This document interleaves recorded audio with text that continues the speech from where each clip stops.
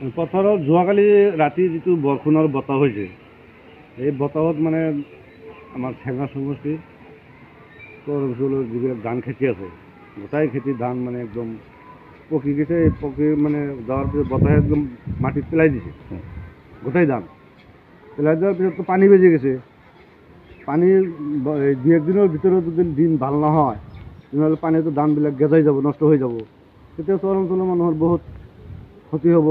কিছুমান মানুহৰ নাখাই থাকিব লাগিব, যথেষ্ট ক্ষতি হ'ব। যথেষ্ট ক্ষতি হ'ব।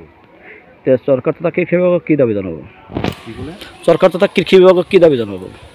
এখন চৰকাৰৰ ওচৰত দাবী জনাওঁ যে এই ক্ষতিপূৰণৰ কিবা ব্যৱস্থা কৰে, যদি তেনে চৰ অঞ্চলৰ মানুহৰ কিবা ক্ষতিৰ পৰা লাভৱান হ'ব পাৰে।